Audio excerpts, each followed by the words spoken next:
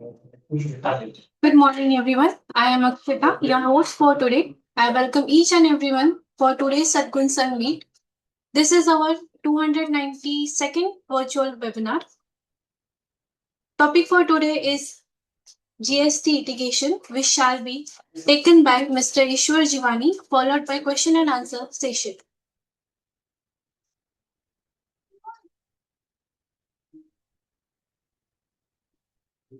Agenda for today's Sadgun Sun Meet: virtual evaluation by Dr. Sundar Kataria, evoking the blessing of deity, chanting of Gayatri Mantra, introduction of speaker, presentation by Mr. Ishwar Jivani, question and answer session.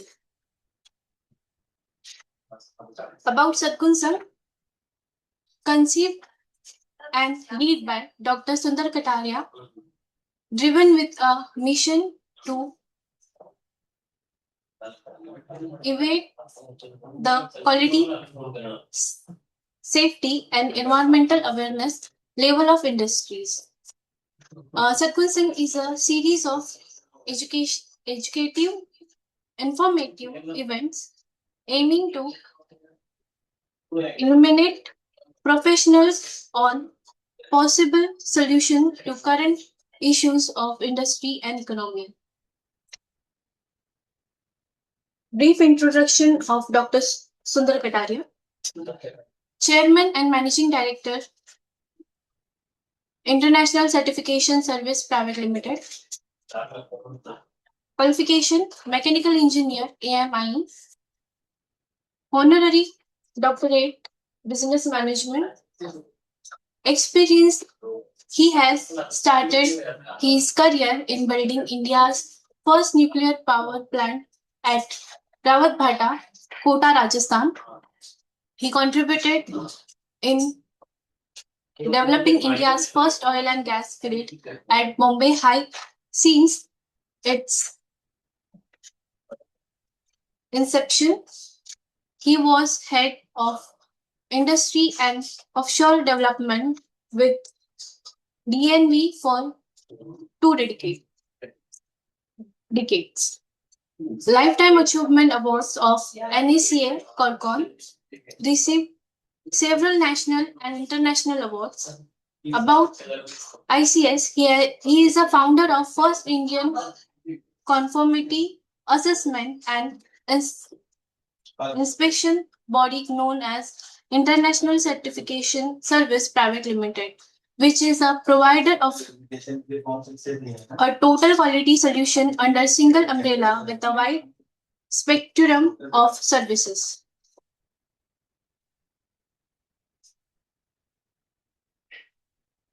नहीं तो इसको verify कैसे करेंगे मतलब जैसे answer नहीं action में आता है तो ये जो जितना ये जितना नेम ऑफ मेंबर ठीक है पेजेस है अमाउंट है ये वेरीफाई हो सकता है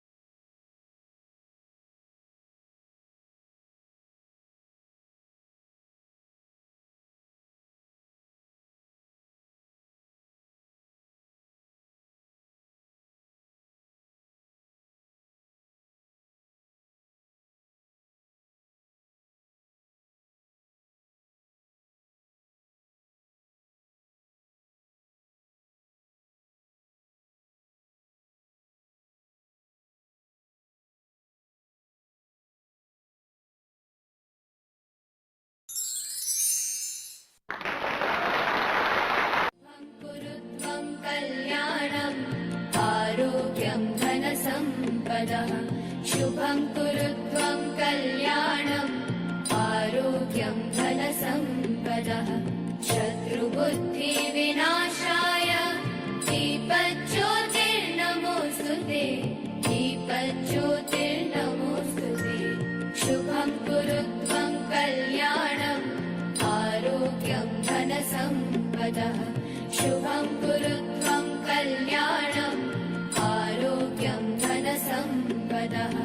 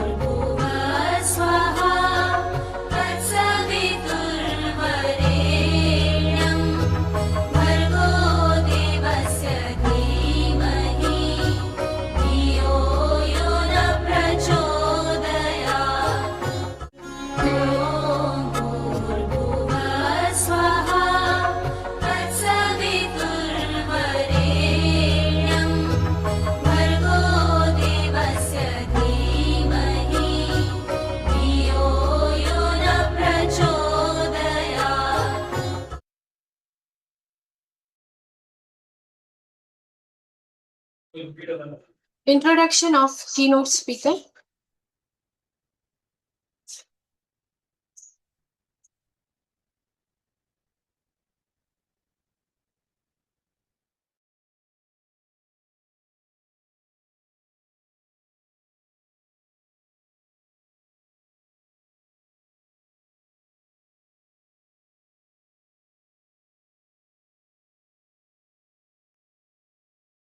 Brief introduction of Mr. Ishwar Jivani, Chartered Accountant, Managing Partner of VCAS and Co LLP, got graduation degree in April 2007 in Commerce stream with accounts as the main subject from MS University, Baroda.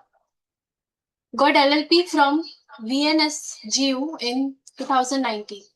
Consulting and advertising startups, conduct the adult audit of private public companies and banks, taxation of public and private companies, consultancy of private and public companies in respect of accounting and system audit.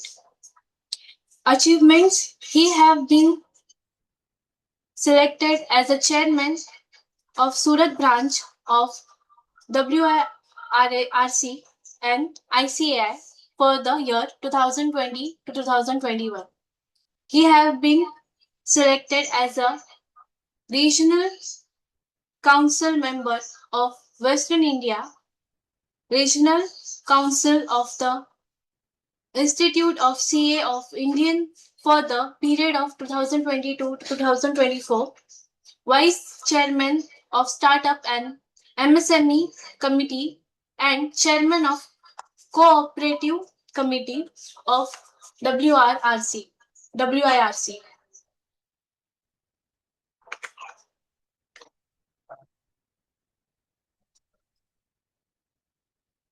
Welcome, Ishwar sir. Over to you. Yes, thank you, madam.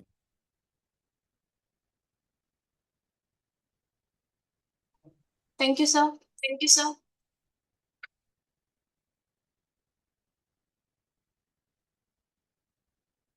Is my screen visible? Yes, sir. Yes, sir. Am I audible? Yes, sir. Yes, sir. So I start. Okay. So, good morning, friends. Today we'll deal with some GST compliances and litigation issues. Will help you, to avoid litigation business.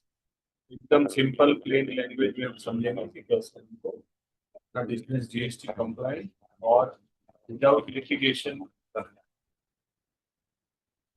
सबसे पहले है GST notices summons litigation। इतना ज़्यादा बढ़ रहा है आप देखिए डे आउट रोज न्यूज़पेपर में आपको दिखेगा कि कहाँ समय हो गया ये ज्यादा ले लिया है इस तरह गूगल बिलिंग हो गया ये सब कहाँ से लोग प्रेस करते हैं स्टार वन इन सबका जो डेटा होता है ये है कि यूज कर डेटा मैचिंग करते हैं उसके ऊपर से हमको ये सब आइडिया आता है इसीलिए DSP का चोरी किया है क्या किया और DSP double is not cost by it's tension नहीं होता है आपको कोई फ्रॉड करने का is false or available false snips और ये जो चीजें होती है उसको अवॉइड करें तो ये सब अवॉइड हो सकता है थोड़ी सी बातें बारी और वो करते हैं यदि करने का इश्यूज हमारे से मोबाइल नंबर या अपना कैलेंडर वेरीफाई किया गया है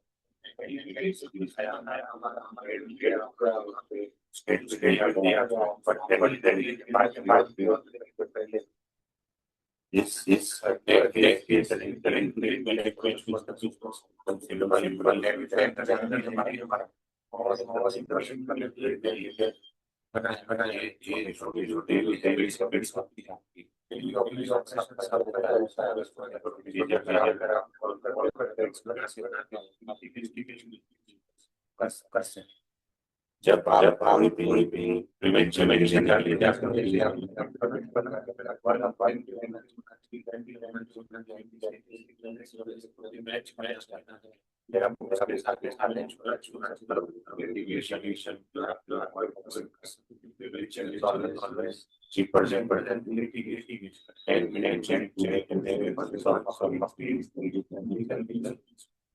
आप कभी आपके जाते कमिश्नर जाओगे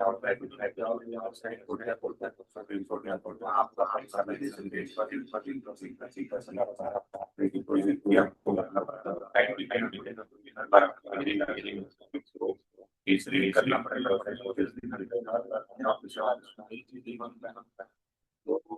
हम अगर प्रिवेंशन में काम करेंगे नहीं है what we क्या कवर करेगा एक तो है ऑथराइज्ड सिग्नेचर और रजिस्ट्रेशन हाइजीन क्यों कौन होना चाहिए ऑथराइज्ड सिग्नेचर कैसे हो सकते हैं अच्छे से कर पाएगा वेंडर सिलेक्शन लग रहा परचेज का ड्यू डिलिजेंस क्या हम कोई सीरीज है ईमेल बिल इनवॉइस कंडीशन जैसे रिटर्न फाइलिंग में रिकंसिलिएशन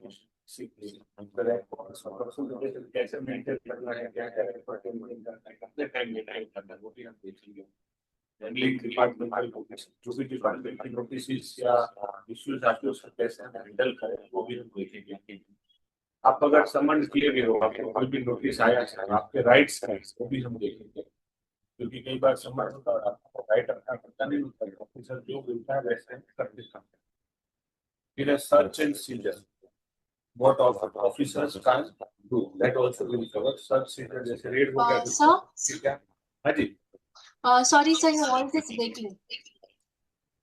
okay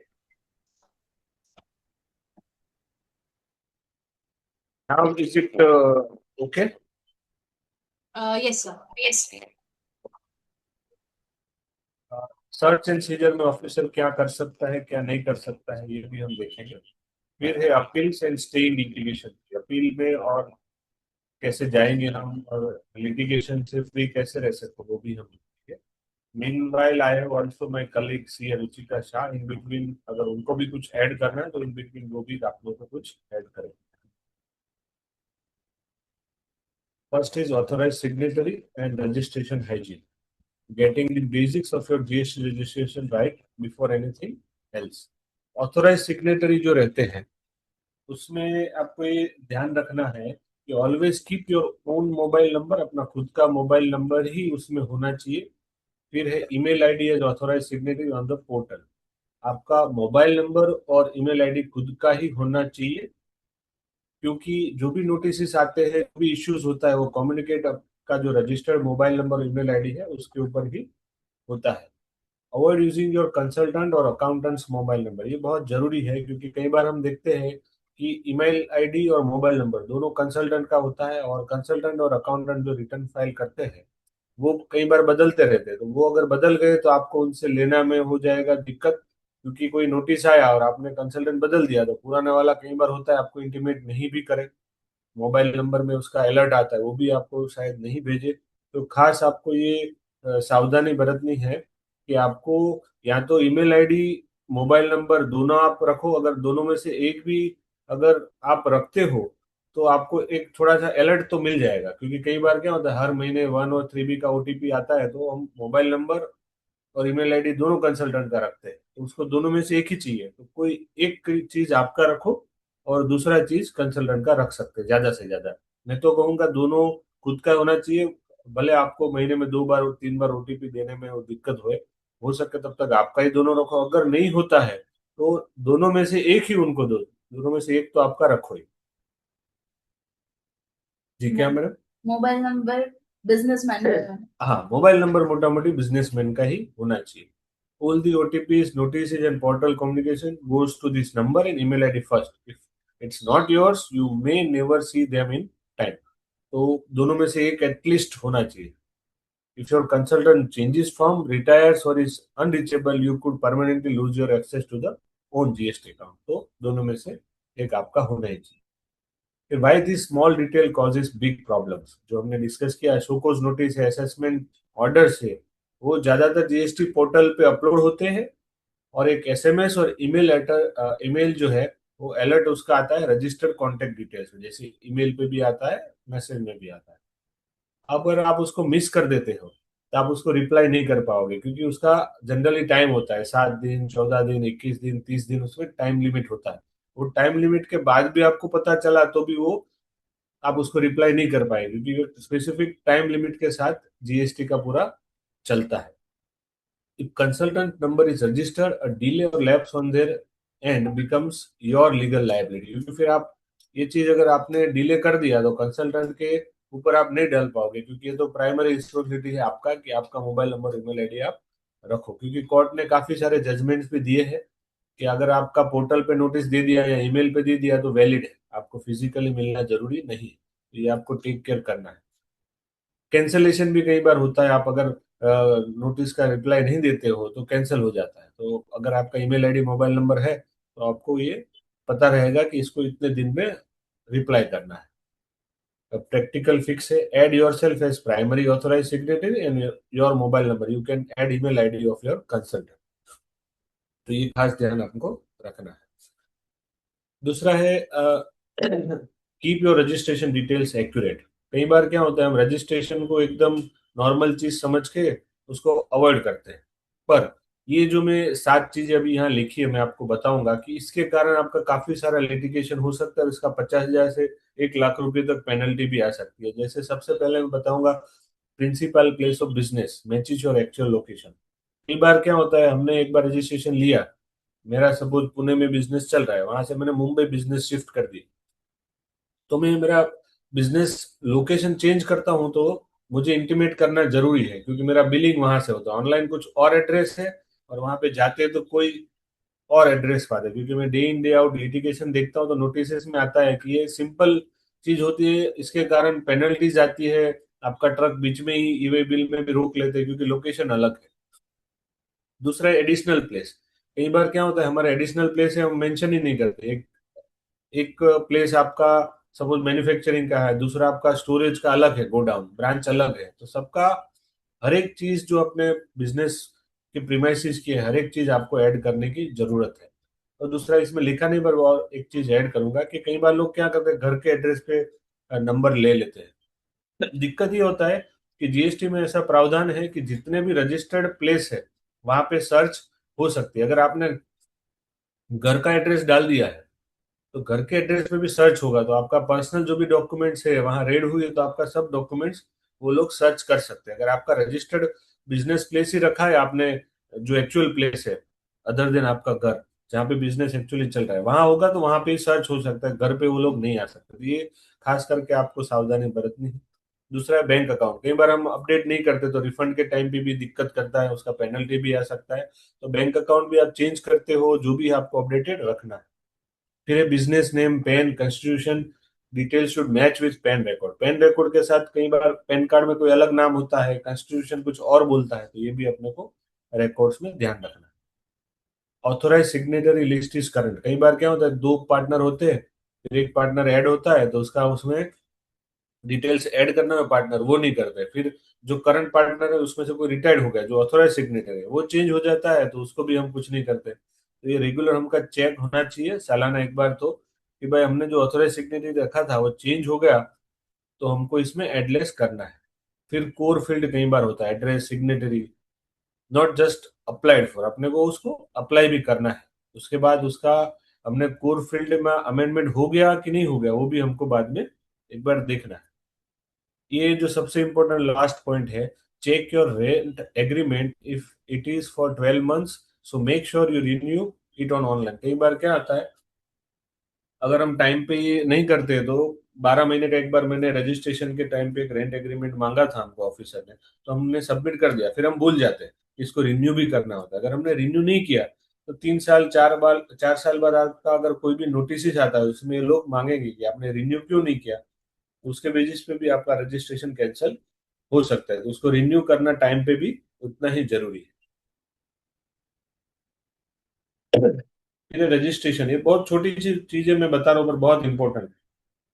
कि क्या होता है कि हमारा जैसे जीएसटी रजिस्ट्रेशन नंबर आ गया तो हम उसको वैसे ही रख देते हैं, ऑनलाइन ही है ना, तो उसका प्रिंट भी नहीं निकालते। तो 3 चीजें जरूरी है कि वो आपका प्रीमाइसिस के बाहर उसका डिस्प्ले होना चाहिए, उसका प्रिंट निकाल के एक फ्रेम या सादा बाहर जाकर आपको बिजनेस प्रीमाइस के बाहर उसको चिपका देना।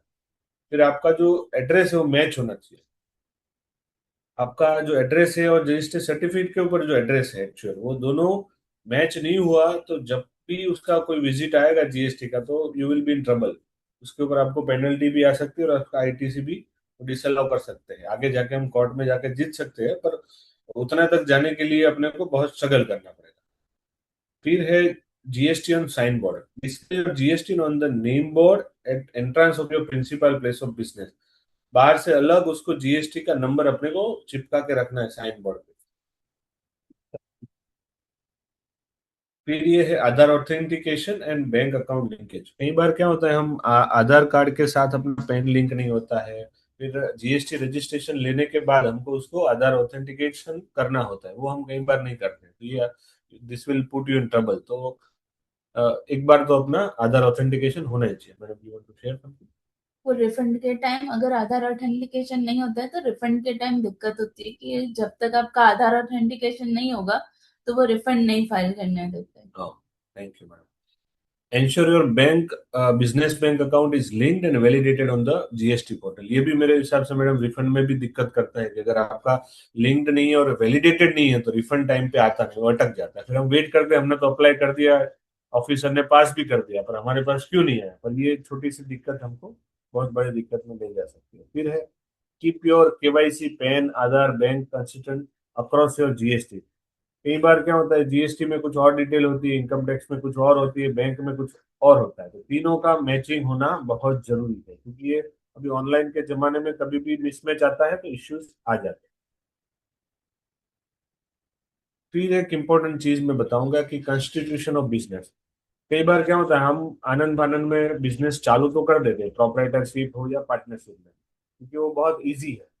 एलएलपी और प्राइवेट लिमिटेड थोड़ा दिक्कत वाला है, तो हम उसको शुरू में इतना इंपॉर्टेंट नहीं देते। पर मैं एक केस आपको ये डिस्कस करूंगा कि सपोज आपका एचएसएन कोड आपने कोई गलत चूज किया, जैसे फूड के मामले में मैंने अभी फ्रांस में देखा था, तो उनका 25 करोड़ का लाइबिलिटी आया, तो उनको पता ही नहीं था कि एचएसएन कौन सा डालना है, तो 12% रेट की जगह उन्होंने 5% रेट ले लिया, तो 7% हो गया।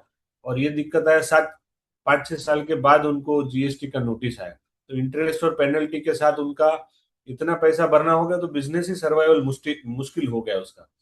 तो अगर आपका प्रोपराइटर और पार्टनरशिप है तो उसमें कोई भी लाइबिलिटी आती है तो अनलिमिटेड लाइबिलिटी होती है, मतलब कि आपका पर्सनल एसेट जो है वो भी वो लोग बेच के उसको रियलाइज करा सकते हैं। जबकि लिमिटेड लाइबिलिटी और पार्टनरशिप में जितना आपका फर्म के पास जो बैलेंस पड़ा है वहां तक सीमित होता है, आपका जो पर्सनल प्रॉपर्टी और पर्सनल जो भी एसेट्स है वो सिक्योर हो जाती है।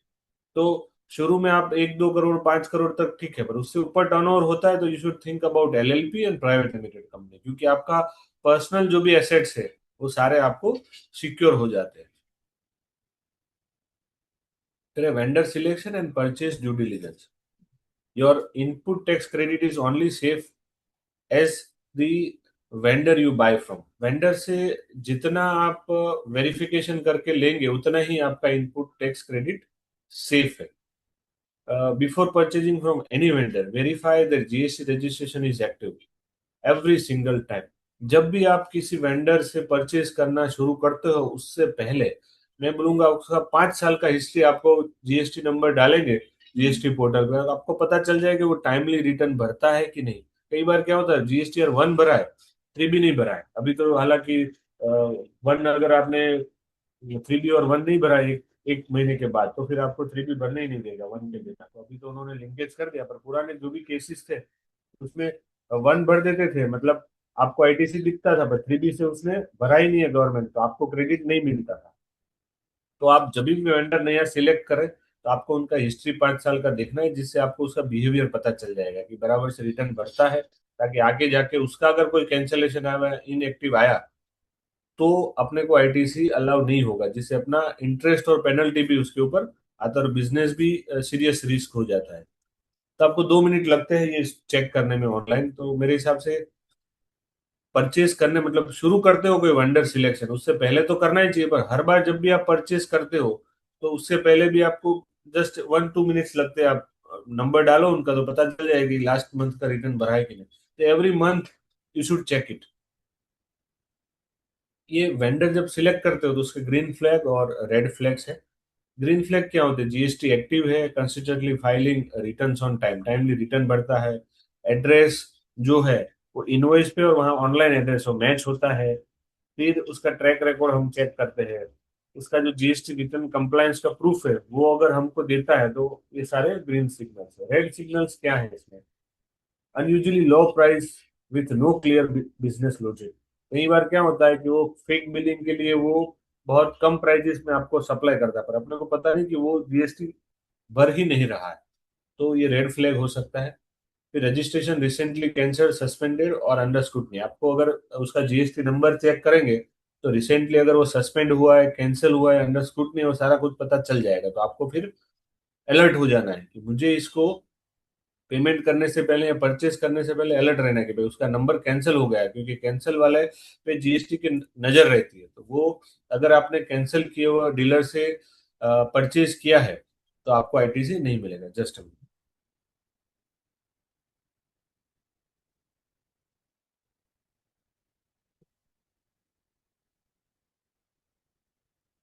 Sorry, address on portal does not match invoice और is not existence.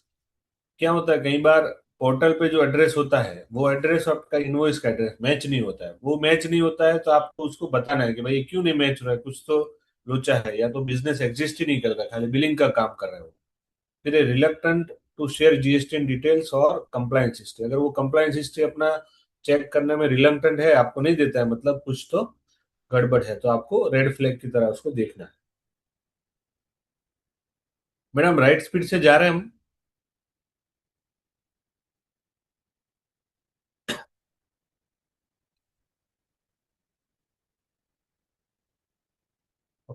ITC risk from a non compliant vendor.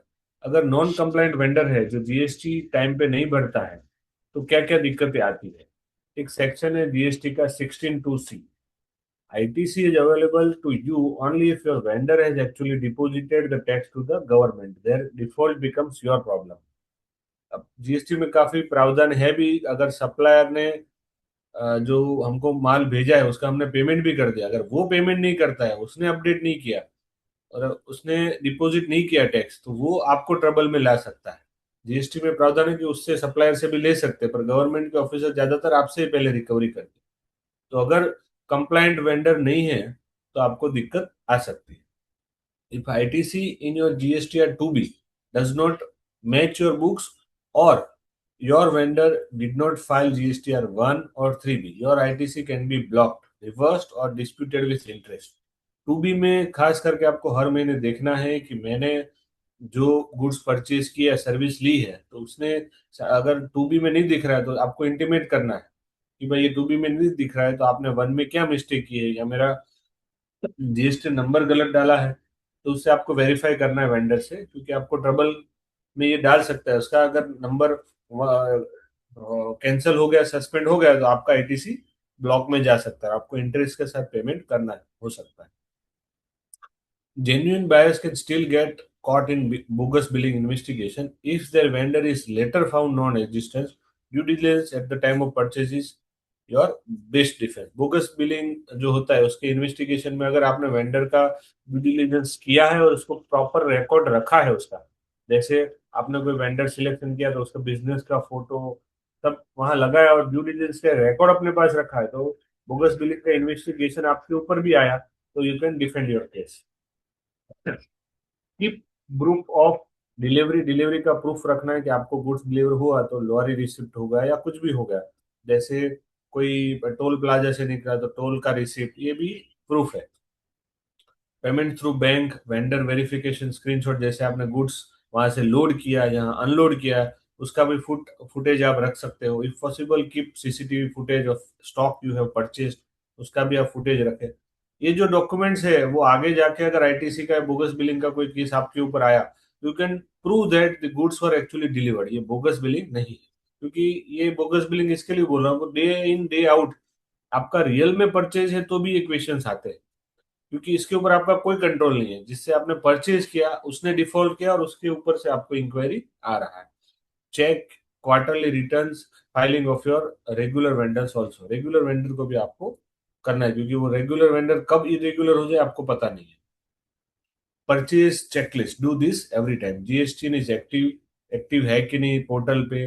फिर vendor return filing status, vendor ने बराबर से रिटर्न फाइलिंग की है कि नहीं। इनवॉइस डिटेल मैचिंग, फिर गुड्स और services actually received, not just billed. Payment made through banking channel, not cash. और invoice and e way bill, if applicable we should retain it. फिर है invoicing, e way bill and E invoice discipline, ये बहुत जरूरी है, क्योंकि कई बार हम एफएसआई मैनर में सब डॉक्यूमेंटेशन करते हैं और जब स्क्रूटनी या कोई रेड होता है तो हमको पता ही नहीं कि हमने ई इनवॉइस कितना बनाया था, कितना कैंसिल किया, ई वे बिल से हमने ई वे बिल जनरेट किया था कि नहीं। ये सब इश्यूज आगे जाके आपको you will put in trouble. तो पेपर वर्क आपको अच्छे से करना है। ई invoice is mandatory if your aggregate turnover cross 5 crore in any financial year from 17-18। ये कई बार लोग भूल जाते हैं कि मेरा अगर 5 करोड़ से टर्नओवर ज्यादा हो गया तो ई इनवॉइस एप्लीकेबल है, क्योंकि इसका बहुत बड़ा पेनल्टी है।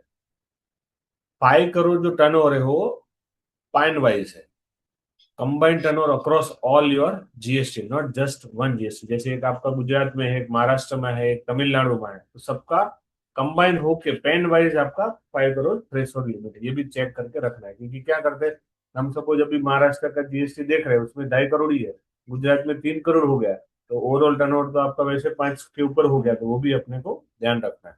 ज्यादा ब्रांचेस होती है, गोडाउन होता है, उनको ये खास करके ध्यान रखना है। N invoice without a valid invoice reference number IRN where e-invoice applies is treated as invalid under GST। तो ये खास करके ध्यान रखना है, this can put you in trouble, क्योंकि आपका जो आईटीसी है बायर का उसको ब्लॉक कर सकता है।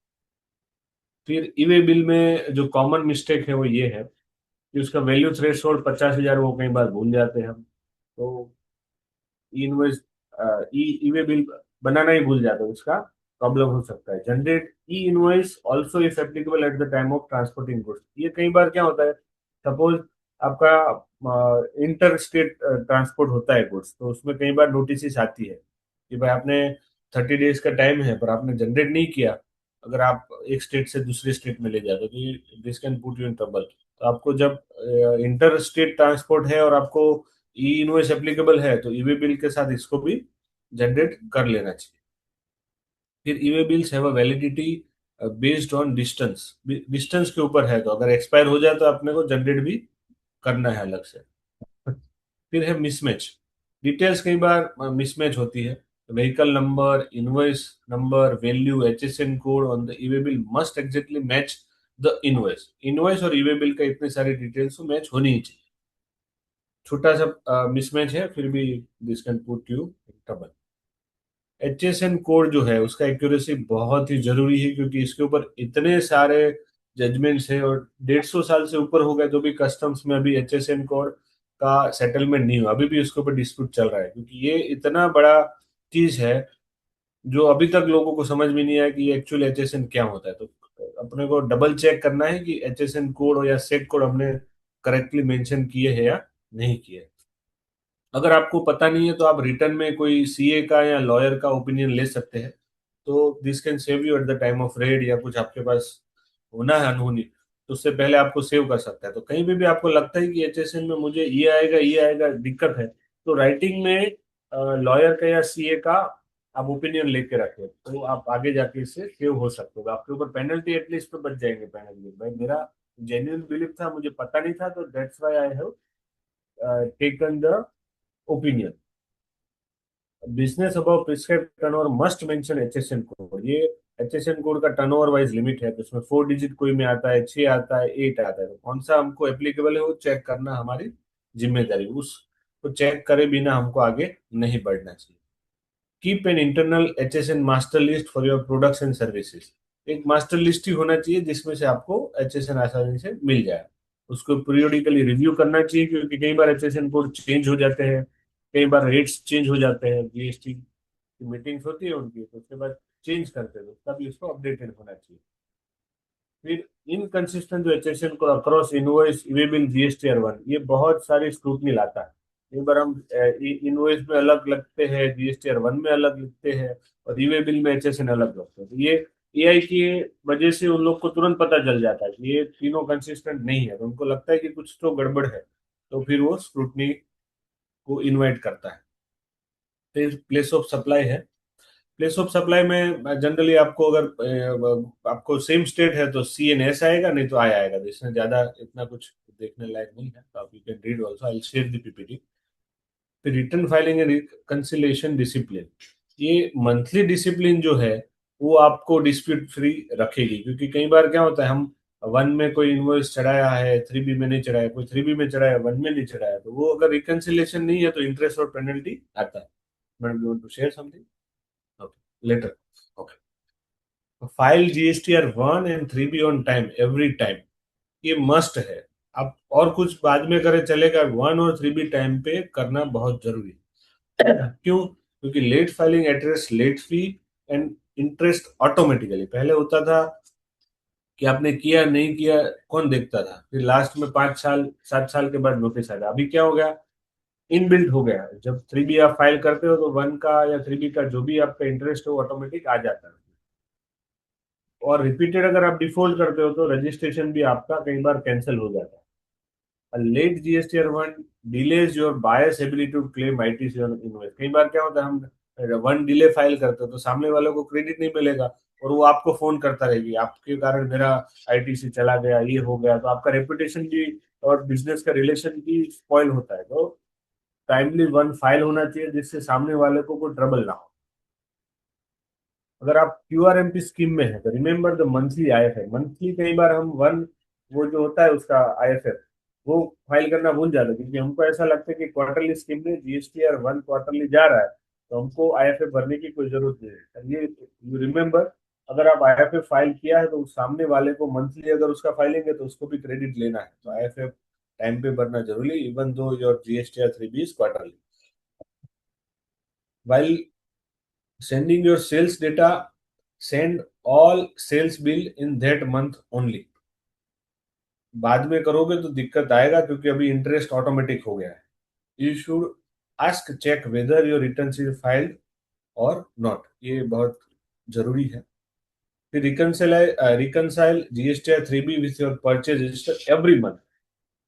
जब भी आप 2B आपका होता है 14 के बाद डाउनलोड कर दीजिए, उसमें से चेक करिए कि ये मेरा रिकंसिलेशन हो रहा है या नहीं हो रहा है। कई बार क्या होता है, कोई सामने वाले डेबिट नोट या क्रेडिट नोट उधर डाल दी है और हमने IMS में हमको ऑप्शन है कि उसको एक्सेप्ट या रिजेक्ट कर नहीं करते हैं, तो जब स्क्रूटनी आता तो पूछते हैं अगर आपका डेबिट नोट नहीं था तो आपने रिजेक्ट क्यों नहीं किया, तो उसका एक्सप्लेनेशन आपको देना पड़ेगा। उससे अच्छा है कि जो आपका इनवॉइस नहीं है, जो डेबिट नोट क्रेडिट नोट आपका नहीं है, उसको IMS पोर्टल में रिजेक्ट कर दीजिए। उसको परचेज रजिस्टर के साथ मैच होना 3B 2B का जरूरी है। कई बार मैं देखता हूँ कि जैसे बैंक है, तो बैंक का इनवॉइस हमारे पास कई बार होता ही नहीं है, तो बैंक का उनको कंसोलिडेशन इनवॉइस एक आता है हर महीने, जो उनका आता है एक कंसोलिडेशन या क्वार्टरली, वो लोग आपको इनवॉइस दे सकते हैं, पर उसका आपके पास कॉपी होना चाहिए। हम क्या करते हैं, हमको टू बी में दिख रहा है, हमारे पास इनवॉइस नहीं है, तो खाली टू बी में इनवॉइस दिखता है, इसका मतलब ये नहीं कि मुझे क्रेडिट मिल जाएगा। You should have position of the invoice. अब ऑनलाइन हो या ऑफलाइन, कोई भी इनवॉइस आपको रखना ही है। अगर डिजिटल सिग्नेचर किया हुआ है तो आप ऑनलाइन भी इनवॉइस इज वैलिड। तो आपको टू बी में जस्ट बिकॉज टू बी में दिख रहा है तो उसका वैलिडिटी प्रूव नहीं होता है, उसका इनवॉइस भी आपके पोजीशन में होना चाहिए। अगर कोई भी मिसिंग आपका इनवॉइस है तो उसी टाइम पे, सॉरी, आपको वेंडर को बोलना है कि ये मिसमैच है भैया, मुझे इसका इनवॉइस जल्दी से ठीक करके दो, क्योंकि लास्ट लास्ट में फिर आपको रिकंसिलिएशन में दिक्कत हो जाएगा। और आपको वेंडर बोल भी सकता है कि आपने पहले बताया नहीं, अभी मेरा तो सब मैच हो गया, तो मैं कैसे चेक करके दूं। फिर है claim ITC only to the extent matched. जितना मैच होता है टू बी में दिख रहा है उतना ही कीजिए, क्योंकि ज्यादा अगर लेने के चक्कर में आपको कई बार नोटिस को इनवाइट दे सकते हैं आप। एक 86 बी रूल है, वो ज्यादातर लोगों तो है नहीं, पर 50 लाख का टर्नओवर से ज्यादा होता है तो आपका 99% जो है वो क्रेडिट से दे सकते हो, और 1% तो आपको कैश में देना है। ज्यादातर लोगों को एप्लीकेबल नहीं होता है, फिर भी मैंने रखा है। डोंट ओवरलुक आरसीएम, रीजनल अपना रिवर्स चार्ज मैकेनिज्म जो है वो एप्लीकेबल होता है कई जगह पर, अपने स्टूडेंट्स नहीं करते। वैसे मैंने कोई लीगल सर्विस एडवोकेट से ली है, ट्रांसपोर्ट की सर्विस होती है, दूसरा सिक्योरिटी, इसको भी लोग सिक्योरिटी चार्जेस क्यों होता है, कई बार नहीं आते और कई बार आ जाते हैं तो लोग भूल जाते हैं। तो ये खास ध्यान रखना है अपना। अगर ट्रांसपोर्ट का इनवर्ड सर्विस है, लीगल का है, सिक्योरिटी का है, और सबसे इम्पोर्टेंट है रेंट। रेंट को हमको आरसीएम भरने का होता है।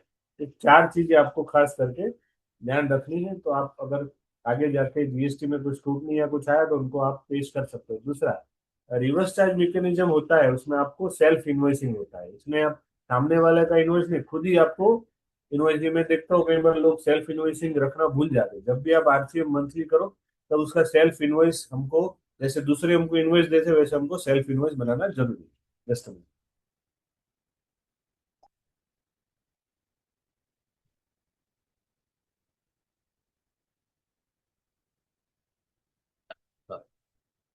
records and documentation. If it is not documented, it is very hard to defend later. कई बार मैं देखता हूँ कि लोग डॉक्यूमेंट्स जो होते हैं, हमने रिटर्न भर दिया, 993 फाइल हो गया, एक साल हो गया, अभी दूसरा साल चल रहा है, तो पिछले साल का डेटा कहीं पे भी छोड़ देते हैं। उसको पता ही नहीं कि मेरा cell purchase, ITC, bank statement, contract, वो सब कहाँ है। हमको एट लीस्ट 6 इयर्स तो रखने ही है। उससे ज्यादा भी अगर रख सको, 10-12 साल, तो मेरे हिसाब से सही है, क्योंकि इनकम टैक्स में भी प्रावधान है, आपको 10-12 साल रखने पड़ सकते हैं। तो एटलीस्ट आपको 6 साल तो रखना ही है। अगर 10 साल 12 साल रख सकते हो उसके रिकॉर्ड्स, तो वेरी वेरी गुड। तो आपको खास करके रखना है। अभी डिजिटल जमाने में क्या होता है, हम भूल जाते हैं इसको प्रिंट निकाले या उसको कहीं सेव कर ले। तो डिजिटली जो भी इनवॉइसेस आए हैं, डॉक्यूमेंट्स आए, उसको भी प्रिजर्व करना है, और ऑफलाइन जो भी डॉक्यूमेंट्स आए उसको भी करना है। फिर your core document checklist. Core documents क्या है जिसको हमको संभाल के रखना है, सॉरी। सबसे पहले सेल और purchase invoices with e way bills, then GSTR 1 3B 9C filed copies, फिर जीएसटीआर 2B जो डाउनलोड किया, और रिकन खास करके ये है 2B डाउनलोड कर दिया पर उसके साथ रिकंसिलेशन किया वो भी, क्योंकि हम 5-6 साल के बाद अगर स्क्रूटनी आया तो हम भूल जाएंगे कि इसका रिकंसिलेशन का वर्किंग क्या था, तो वो भी अपने को मेंटेन करना है। बैंक स्टेटमेंट हो गया, तो वेंडर वेंडर का हमने जो जीएसटी का वेरिफिकेशन किया है, स्क्रीनशॉट और रिकॉर्ड्स वो रखना है। फिर डिलीवरी चालान, ट्रांसपोर्ट, ये डॉक्यूमेंट बहुत जरूरी है। फिर contracts and purchase orders with vendors, ये भी जरूरी है। और कोई भी कम्युनिकेशन आपने जीएसटी डिपार्टमेंट के साथ दिया किया है, जैसे कोई शो कोर्स का रिप्लाई दिया, कोई नोटिस आया था उसका रिप्लाई दिया, ऑनलाइन कुछ चीजें दिक्कत में थी तो आपने ऑफलाइन कुछ रिप्लाई दिया, तो उसको आपको प्रिजर्व करना है।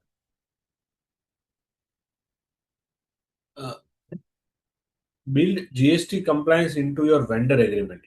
वेंडर के साथ हम जो भी एग्रीमेंट करते हैं तो हमको कुछ चीजें, आईटीसी का कोई लॉस हुआ, हमको बाद में कोई वेंडर के नॉन कंप्लायंस की वजह से कोई दिक्कत आया, तो वो उसकी जवाबदारी किसकी होगी।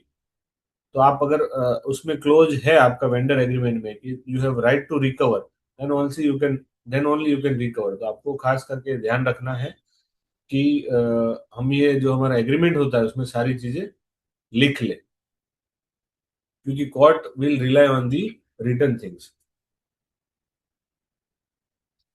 Handling departmental notice, responding correctly and on time. Correct तो रिप्लाई करना है, पर ऑन टाइम, टाइम के बाद भी करते हैं तो वो रिप्लाई वैलिड नहीं गिना जाता है। इसके लिए करेक्टली से साथ करेक्टली के साथ ऑन टाइम रिप्लाई करना भी उतना ही जरूरी है।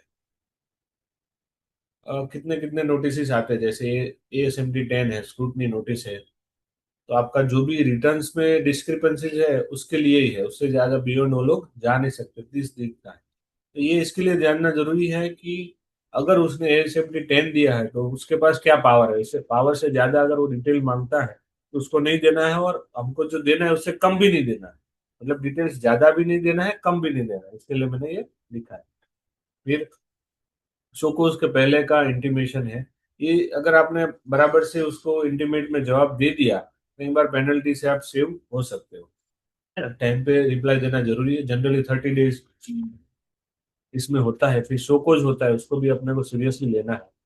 शोकोज इसके लिए इम्पोर्टेंट है, सपोज मैं एक छोटा सा एग्जांपल दूंगा कि मेरा जो शोकोज आया वो बोगस बिलिंग की वजह से आया। बोगस बिलिंग में क्या हुआ, सामने वाले ने स्टेटमेंट दे दिया कि मेरा पूरा बोगस बिलिंग था, मैंने एक्चुअल गुड्स सप्लाई नहीं किए, पर उसने प्रेशर में आके सपोज ये स्टेटमेंट दे दिया, उसकी वजह से आपका शोकोज आया है। तो अगर शोकोज में आपने उसका एक होता है राइट टू क्रॉस एग्जामिन, ये अगर आपने लिख दिया उधर, तो आपको अगर कहीं पे भी आप हाई कोर्ट सुप्रीम कोर्ट में जाएगा तो आपका केस विन ही है, क्योंकि वो शुरू में क्या करते हैं, शो को उसका रिप्लाई के टाइम पे हमको वो क्रॉस एग्जामिनेशन का जो राइट है वो एक्सरसाइज करने में जनरली वो ऑफिसर भूल जाता है। अगर हम भूल गए तो हाई कोर्ट या सुप्रीम कोर्ट कहीं पे भी जाएंगे तो हम केस नहीं जीत पाएंगे। तो छोटा छोटा चीजें जो शोकोज के टाइम पे सबमिट करना होता है वो आगे जाके हम सबमिट नहीं करते। तो जो शोकोज होता है वो एकदम सीरियस थिंग है, उसको आपको सीरियसली लेना है, सबसे ज्यादा आपको टाइम शोकोज में देना चाहिए। हम क्या करते हैं, शोकोज का कैसे भी रिप्लाई दे दिया, अपील फाइल करने के टाइम गुड कंसल्टेंट या गुड एडवोकेट ढूंढते हैं, पर वो टाइम तो डिले हो गया, आपको जो राइट टू क्रॉस एग्जामिनेशन था वो तो चला गया, अब क्या करोगे आप। तो जो चीजें आप शोकोज में रिप्लाई में दे सकते हो, आगे जाके आप उसको रेज नहीं कर सकते। तो ध्यान रखना है खास, शोकोज बहुत इंपॉर्टेंट चीज है, उसको 50 पेज या 100 पेज में रिप्लाई देना जरूरी नहीं है, पर जो चीज हमको मांगनी है अगर वो एक लाइन में भी मैं मांग लेता हूँ तो मैं आगे जाके मेरा केस श्योर शॉर्ट जीत सकता हूँ। आपको कुछ बोलना है? फिर रजिस्ट्रेशन रिलेटेड जो चीज आता है, ये सब चीजों में मैंने ये देखा है कि कई बार क्या होता है, हमको जब अपील करना होता है तो वो उसका टाइम होता है 90 डेज का, 30 डेज का ग्रेस पीरियड होता है। ये जब हमने या तो ईमेल आईडी मोबाइल नंबर हमारा नहीं दिया है, या फिर हम उसको सीरियसली नहीं लेते, तो 90 डेज या 120 डेज भी चला जाता है। उसके बाद हम करते हैं ना, तो लॉ में ही कोई प्रोविजन नहीं है कि आपको कहीं से बचाया जा सकता है। तो खास करके आपको जरूरी है कि आप with in time limit show cause का भी रिप्लाई दीजिए, और जो ऑर्डर आया उसका अपील करना है वो भी विद इन टाइम लिमिट उसको सीरियसली लेके कीजिए, नहीं तो आपको ट्रबल हो सकती है। Never ignore a notice even if you disagree with it. कई बार क्या होता है, हमारे पास लोग आते हैं कि बताते हैं कि ये बहुत हेरासमेंट है, ये है वो है, पर हम जब जवाब ही नहीं देंगे तो हमारा राइट चला जाएगा। And unanswered notice is treated as admitted liability in practice. अगर मैंने ये नोटिस में जो आया है शो को, उसके सामने ऐसा नहीं बोला कि आप जो डिमांड रेज कर रहे हो या मेरे से पैसा मांग रहे हो गलत है, तो इसको ऐसा माना जाएगा कि ये लायबिलिटी आपने एक्सेप्ट कर ली। Silence is single most essential mistake a business owner can make. तो अपने को साइलेंस नहीं रखना है, और एटलीस्ट कुछ नहीं आता तो we disagree with your point ऐसा करके भी हमको आंसर दे देना है। Short reply will also do, but reply is must. Reply नहीं दिया मतलब आपको वो liability acceptance. If you are summoned your rights. कई बार क्या होता है, समन्स आता है पर हैफेजर्ड मैनर में, हमको हमारा क्या राइट है वो हम देखते नहीं, और कुछ भी वो पूछता है हम उसको जवाब दे दिए। समन में आपको पर्सनली वहाँ ऑफिसर को प्रेजेंट करना पड़ता है। तो उसके लिए सबसे पहले आपको डायरी और नोटबुक आपके साथ, जहाँ क्वेश्चन आंसर होएगा समन में, वो रखना है। ये आपका राइट है। अगर ऑफिसर बोलता है तो भी पोलाइटली उसको बोलो कि आप जो स्टेटमेंट दे रहे हो उसमें क्वेश्चन आंसर में इसमें नोट डाउन करना, और ये आपका राइट है। तो आप जो भी वो क्वेश्चन पूछता है वो भी लिखिए, और आपने जो जवाब दिया है वो भी लिखिए, और एकदम काम आपको रहना है, इसमें एफएसआर नहीं होना है, क्योंकि उनके पास भी लिमिटेड पावर है। तो ज्यादा से ज्यादा आपको शोकोज नोटिस दे सकते हैं, उसके ज्यादा उसको पावर, वो एजुडिकेशन भी कोई और, उसका जवाब भी कोई और देखेगा, ऑर्डर भी कोई और पास करेगा। इसके लिए इतना उसको सीरियसली बहुत लेने की जरूरत नहीं है। उसको कूल एंड काम वे में उसको जवाब दीजिए, उसके पास इतना पावर नहीं है, वो सब धमकाएगा सब करेगा, पर आप यू बी कूल एंड काम। तो आपको जो सही जवाब देना है वही आप देंगे। जिसका आपको पता नहीं है वो उसको जवाब में लिखिए कि आपको मैं बाद में बताऊंगा मुझे। जैसे एचएसएन कोड होता है, वो टेक्निकल मैटर है, 150 साल से चल रहा है, किसी को पता नहीं। एचएसएन कोड पूछते हैं तो मैं कई बार देखता हूँ तो क्लाइंट बोल देते हैं मेरा ये एचएसएन है मेरा। अरे भाई, आप उसको बताओ कि मेरे पास इसको समझने की शक्ति नहीं है, मैं आपको कंसल्टेंट से या पूछ के मैंने जो ओपिनियन लिया है वो दे के आपको बताऊंगा, मुझे इतना टेक्निकल समझ में नहीं आता है, अब मुझे खाली बिजनेस समझ में आता है। तो ये चीज आपको देखनी है कि आप कूल एंड काम रहे, और जो वो पूछता है उतना ही जवाब दे। नहीं आता है तो उसको बोलिए नो मुझे नहीं पता है, मैं आपको बाद में जवाब दूंगा, मुझे दूसरी बार समन करना तब मैं आपको जवाब दूंगा। तो ये खास दो तीन चीजें ध्यान में रखनी है कि जो क्वेश्चन आपको आता है उसको नोट डाउन करो और उसका ही जवाब दो, तो दोनों लिखो आप जो भी क्वेश्चन है आंसर। और फिर जब आएगा साइन करने का तब आप उसको वेरीफाई करना है कि मैंने जो दिया था वही है। ये जो समन है उसमें आपको जो लिखवा के लेते हैं, your right to read before you sign, आपके पास राइट है कि आप इसको पढ़ो। Before signing any recorded statement always ask to read it full first. आराम से आप उसको स्टेटमेंट आपका जो रिकॉर्ड किया गया क्वेश्चन आंसर उसको पढ़िए। क्वेश्चन और आंसर आपको जो पूछे गए आपने जो नोट डाउन किए वही है कि अलग से कुछ उसने लिखा है। अगर आपके पास जो पूछा गया और उस आपने जो बताया वो उसने उसमें नहीं लिखा है तो उसको साइन मत करिए, उसको बोलिए कि चेंज इट, मैंने ये आपका क्वेश्चन का यही जवाब दिया था। Confirm that favourable facts and explanation you give are actually recorded. जो फेवरेबल है आपका फैक्ट और एक्सप्लेनेशन वो उसमें रिकॉर्डेड होना चाहिए, नहीं किया तो उसको बोलो कि तू लिख, मैंने बोला है। Only sign once you are satisfied the recording is genuine and complete reflection of what was actually said। जो आपने बोला है वही लिखा गया है ना, स्टेटमेंट में वही चीज है ना, और कोई तो चीज नहीं है ना, तो हमको खास ध्यान रखना है।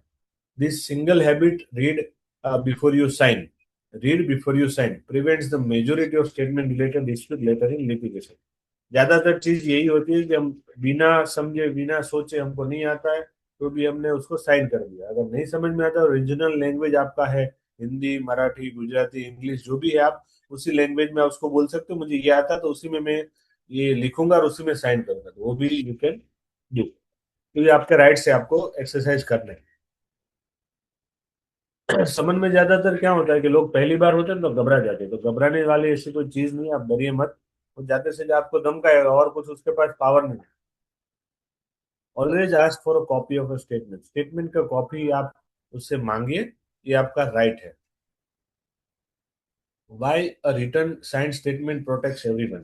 A statement recorded in writing and signed by a maker safeguards the interest of both taxpayer and the department. It removes ambiguity everyone involved.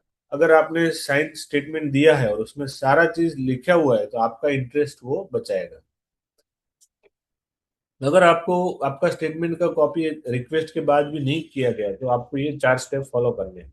Right it down immediately after living, जाओ उससे पहले आपको मेमोरी में थोड़ा सा check करना है कि क्या क्या, जैसे मैंने पेन पे का लिखा था पेपर का उसमें लिख ही लीजिए। अगर फिर भी आपने नहीं लिखा तो जस्ट लिविंग, अगर आपने स्टेटमेंट दिया उसके बाद वहां से निकले के बाद जितना भी मेमोरी में आपके है उसमें क्वेश्चन आंसर लिख दीजिए, क्योंकि फिर रिकॉर्डेड स्टेटमेंट आपके पास नहीं है। इसके लिए फिर एक आरपीएडी है लेटर, वो आप उनको दीजिए कि मेरा जो मैंने जो स्टेटमेंट दिया आपका कॉपी मुझे नहीं मिला, तो मेरा ये अंडरस्टैंडिंग है, ये क्वेश्चन थे आंसर से मैं आपको भेज रहा हूँ। और वो जो स्टेटमेंट दिया उसको 24 घंटे में उसको रिट्रैक्ट भी कर सकते थे, उसको 24 घंटे में लिख देना कि आपका स्टेटमेंट जो था आपने मुझे प्रेशराइज करके दिया था, तो ये मेरे स्टेटमेंट जो मैंने दिया है वो सही नहीं है, तो मैं रिट्रैक्ट करता हूँ, तो 24 घंटे में दे देना, तो वो वापिस ले सकते हैं, बाद में नहीं ले सकते। आरबीआईडी से आपको वो स्टेटमेंट के लिए वो करना है। दूसरा, मैं ये स्टेटमेंट में कई बार देखता हूँ कि आपको सनसेट के बाद भी बिठा के रखते हैं। जैसे सुबह सनराइज के बाद आपको बुलाए बराबर है, सनसेट के बाद भी अगर आपको बुला के रखते हैं तो अंदर इनवर्ड और आउटवर्ड का अंदर रजिस्टर होना चाहिए जहाँ डिपार्टमेंट है, वहां पे आपको जाने के टाइम भी आपको टाइम लिखना है और निकलने के टाइम भी टाइम लिखना है और उसका फोटो आपके पास रखना है। तो आप आगे जाके कोर्ट में उसको डिफेंस की तरह यूज कर सकते हैं। If you face pressure tactics, कई बार जो प्रेशर होता है ज्यादा से ज्यादा उनके पास 99% प्रेशर टैक्टिक्स ही होती है जिससे आपको कुछ भी वो लिखवा लेते हैं।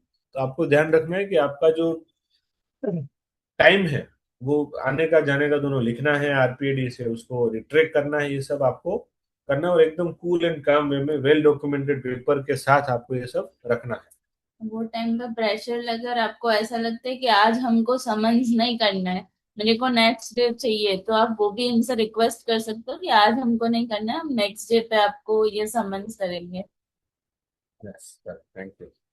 मतलब उसी दिन अगर आपको हाँ, कोई नेक्स्ट डेट अगर लग रहा है कि ऐसे कंफर्टेबल नहीं ज्यादा अनएक्सेप्टेबल प्रैक्टिसेस है और ज्यादा प्रेशर कर रहे तो नेक्स्ट डेट ले लेंगे। Other important lines during the summons, मैंने जैसे आपको इंग्लिश में कंफर्टेबल नहीं तो रीजनल लैंग्वेज भी मांग सकते हैं। और कोई भी आपसे वो टैक्स का पेमेंट का प्रेशर करता है तो कोई कमिटमेंट वो नहीं मांग सकते, कोर्ट्स के काफी सारे रूलिंग्स भी आ गए, अननेसेसरी प्रेशर करके वो लोग एक्सेप्टेंस करा के पेमेंट भी कराया था। तो आपको अगर ये सब चीजें आपके ऊपर थोपने की कोशिश करते हैं तो उनको बोलो कि मैं ये इसको सरेंडर नहीं होऊंगा, मुझे पेमेंट नहीं करना है क्योंकि आपने जो बताया उस हिसाब से मेरा टैक्स नहीं आता है। क्रॉस एग्जामिनेशन खास करके आपको मांगना है, अगर आपके पास जो केस आया है वो जिस बायर से आपने परचेज किया था और बोगस बिलिंग का केस है, तो सामने वाले ने स्टेटमेंट दिया उसके बेसिस पे आपको समन दिया गया, तो सबसे पहले तो आप उसको राइटिंग में बोलिए कि जो सामने वाले जिसने स्टेटमेंट दिया ना उसका पहले मुझे क्रॉस एग्जामिनेशन चाहिए। और ये क्रॉस एग्जामिनेशन जो है आपको आगे जाके बहुत हेल्पफुल करेगा।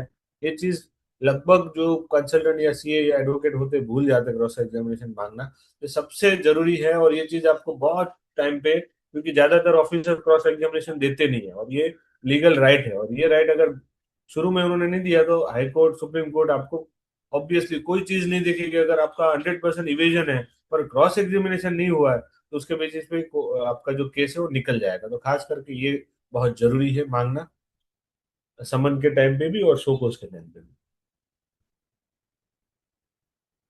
If the summon employee is not the right person, कई बार क्या होता है समन पर्सन जो है उसको आपका जैसे अकाउंट्स वाले को पूछ रहे हैं कि प्रोडक्ट्स कैसे बनता है, मैन्युफैक्चरिंग में क्या क्या चीजें बनती है, तो अकाउंट्स वाले को तो उसका प्रोडक्शन लाइन का मालूम नहीं होगा। एचआर वाले को अकाउंट्स का पूछेंगे तो उसको उसको नहीं मालूम होगा। तो जो राइट पर्सन है उसको ही समन कर सकते हैं, नहीं किया तो उसको आपको राइटिंग में देना है। Search and scissor what officers can't do, क्या ऑफिसर सर्च एंड सीजर मतलब रेड में नहीं कर सकते। कैश, सबसे पहले मैं बताऊंगा कि कैश वो लोग सीज कर लेते हैं, उनका राइट ही नहीं है। कैश वो लोग जीएसटी सर्च के दौरान, आप 2 बार सुनना, कैश जो है वो अगर आपके वहां सर्च सीजर मतलब रेड हुआ है तो सर्च के दौरान वो ले नहीं सकते आपसे, उनके पास राइट नहीं है। कोर्ट का ऑफिशियल रूलिंग रूलिंग है, क्योंकि कोर्ट से repeatedly held that things liable to seize under GST search provision must be connected to tax evasion. Cash by itself is not goods, goods को सीज कर सकते हैं पर कैश को सीज नहीं कर सकते। Other search and seizure rights to remember. A search can only be conducted under valid written authorized form of, मतलब प्रॉपर ऑफिसर है और जॉइंट कमिश्नर का रैंक का जो है वो अगर ऑथोराइज करता है तो ही उसको राइट है सर्च सीजर के लिए। You have the right to given a copy of search authorization, panchnama, panchnama और जो ऑथराइजेशन है उसका कॉपी का राइट है आपको, तो आपको भले वो कोई भी बोले और आपको इसका कॉपी ले ही लेना है, क्योंकि कई बार हम देखते हैं फेक ऑफिसर भी कई बार आ जाते हैं और कई बार ऑथराइजेशन है और प्रॉपर ऑथराइजेशन नहीं होता है तो उसको भी आगे चैलेंज करना है। तो जब भी कोई आए तो उसका सर्च का ऑथराइजेशन का कॉपी लेना है और पंचनामा का कॉपी लेना है जब भी आपके वहाँ सर्च या रेड होता है। तो जो पंचनामा होता है वहाँ 2 independent witnesses are required. The inventory of goods seized must be properly documented and signed. तो कई बार क्या होता है गुड्स उन्होंने सीज कर दिया, वो लेके गए और उनके पास जो गुड्स उन्होंने रखा उनका बराबर से केयर नहीं किया, तो उसके ऊपर जो लॉस होता है वो भी यू कैन क्लेम। अभी कोर्ट का जजमेंट आया था कि आपने गुड्स सीज करके लेके गए तो उसका टेक केयर नहीं किया, जैसे आपने 200 ग्राम चांदी आपके वहां से लेके गए और उसमें से 10 ग्राम चांदी गुम हो गई तो उसका जो ऑफिसर था उससे उन्होंने कोर्ट ने जजमेंट दिया कि उससे आपको रिकवर कर सकते हैं। तो आपका ये भी राइट है कि आपके वहां से कुछ भी लेके गए तो उसका बराबर से विटनेस और साइन करके आप देख के जाइए, क्योंकि आगे जाके अगर उसमें कोई भी गोलमाल होता है तो आप उसको क्लेम कर सकते हैं। Appeals and staying litigation free. Appeal बहुत जरूरी है। अपील में मैं देखता हूँ कि 3 महीने का टाइम होता है, आपका ऑर्डर आ जाता है फिर एक्सटेंड 1 महीने तक हो सकता है, वो भी सफिशिएंट कॉज के साथ। तो ये कई बार लोग भूल जाते हैं, या तो उसको टेकन फॉर ग्रांटेड करते हैं, या तो कई बार कंसल्टेंट बराबर से उसको नहीं करते, या तो कई बार व्यापारी भी इसको भूल जाते हैं, या तो उसको मतलब दरकिनार कर देते कि भाई ये तो ऑर्डर तो आते रहते हैं, इसका क्या होगा। Mandatory pre deposit is required to file now. Appeal में जाते हैं तो आपको जो भी एडमिटेड टैक्स है पूरा भरना है, और नॉन एडिटेड में अभी 10% मेरे हिसाब से वो डिस्प्यूटेड टैक्स का भरना है। टैक्स का, पेनल्टी और इंटरेस्ट का नहीं। Missing the appeal deadline can mean lose your rights to challenge an order together. अगर आपने डेडलाइन में ऑर्डर को चैलेंज नहीं किया तो आपका राइट टू जो अपील है वो यू लूज। तो आपको खास ध्यान रखना है कि टाइम पे आप उसको अपील कर देते हो। Prevention is cheaper than litigation. तो मंथली कंप्लायंस आपका जरूरी है। अगर आप मंथली, मैं तो कहूंगा कि अगर आपका 5-10 करोड़ से ऊपर का टर्नओवर है तो आप इंटरनल ऑडिट भी इसके ऊपर रख सकते हैं, कि जो आपका सीए या टैक्स कंसल्टेंट है उसके अलावा कोई थर्ड पार्टी जो रिकंसिलेशन मंथली है वो आपका देखे, डॉक्यूमेंट्स जो है आपके एग्रीमेंट्स है वो चेक करे। तो टाइमली अगर इसको चेकिंग किया गया तो आप लिटिगेशन से बच सकते हो। ह्यूज कॉस्ट, आपका इंटरनल ऑडिट का ये इतना कॉस्ट नहीं आएगा जितना आपका आगे जाके, क्योंकि हाईकोर्ट सुप्रीम कोर्ट में जाते तो 10-15 साल तक आपका डिपॉजिट पड़ा रहता है, उसके ऊपर वो लोग 6% इंटरेस्ट देते हैं। तो आपका कॉस्ट कितना हो जाता है, तो इतना कॉस्ट आपका ऑडिट का नहीं आएगा और आपको प्रिवेंट करेगा कई बार। तो कई बार आपका लीकेजेस होता है, वो भी आप वो उसमें से ढूंढ सकते हो। आपको मैं तो बोलूंगा 5-10 करोड़ से ऊपर का टर्नओवर है तो you should have internal audit also. आपकी टीम को मेरे हिसाब से ट्रेन करना चाहिए। जो समन आता है, क्योंकि वो कोई रेड होती है या समन आता है तो वो एफएसआर मैनर में, अगर फर्स्ट टाइम है, अगर आपने अपने एम्प्लॉय को या खुद को ट्रेन नहीं किया गया तो एफएसआर मैनर में कुछ भी हो सकता है। अगर आपके वहाँ कुछ नहीं है तो भी उनको ट्रेन कर दीजिए कि भाई नोटिस आया, समन आया, रेड आया, तो हमको क्या ध्यान रखना है, कैसे बुक्स रखने हैं, कहाँ डॉक्यूमेंट्स रखने हैं। कई बार समझते मैंने व्हाट्सएप से कोई ब्लैक का पैसा भेजा या कोई भी अंडर इनवॉइस, ओवर इनवॉइस का बात किया, मैंने उसमें से डिलीट कर दिया तो सेव नहीं होता। ऐसा नहीं है, उन लोग के पास अभी बहुत सारे राइट्स है, वो कहीं से भी आपको पकड़ सकते हैं। तो व्हाट्सएप का भी मिनिमल यूज कीजिए आप, क्योंकि वो कहीं से भी अभी वो एआई के जरिए कहीं से भी आपको वो ढूंढ सकते हैं। when something looks even significant unusual, vendor mismatch. Vendor mismatch आपको थोड़ा सा भी लगता है कि टाइम पे रिटर्न नहीं बढ़ता है तो तुरंत आपको पता चल जाएगा कि आगे जाके डिफॉल्ट करने वाला है। तो अगर आपका टाइमली चेकिंग है तो तुरंत वो पकड़ में आ जाएगा। फिर एक मैं वैल्यूएशन के बारे में बताऊंगा कि कई बार क्या होता है, मेरा जीएसटी नंबर है, सेम पेन नंबर है, मेरा एक है महाराष्ट्र में, एक तमिलनाडु में। तो मुझे एक जगह से दूसरी जगह गुड्स भेजने हैं, तो जो ई इनवॉइस के साथ जो हम ई वे बिल भी जनरेट करते हैं, तो कोई आपका बीच में ट्रांसपोर्ट का गाड़ी हो पकड़ते और पूछते हैं कि आपका अंडर इनवॉइसिंग या ओवर वैल्यू, ओवर इनवॉइसिंग है। तो अगर सेम पेन नंबर है, जीएसटी नंबर अलग, तो वैल्यूएशन उसको क्वेश्चन नहीं किया सकता। अगर अलग अलग है तो भी ई वे बिल के टाइम पे तो वैल्यूएशन पे वो लोग क्वेश्चन कर ही नहीं सकते। तो खास करके ध्यान रखना है। ई ईवे बिल में कोई भी अगर आपको अंडर इनवॉइसिंग या ओवर इनवॉइसिंग का बोलता है तो वो नहीं कर सकते, क्योंकि उनके पास स्पेसिफिक राइट्स है।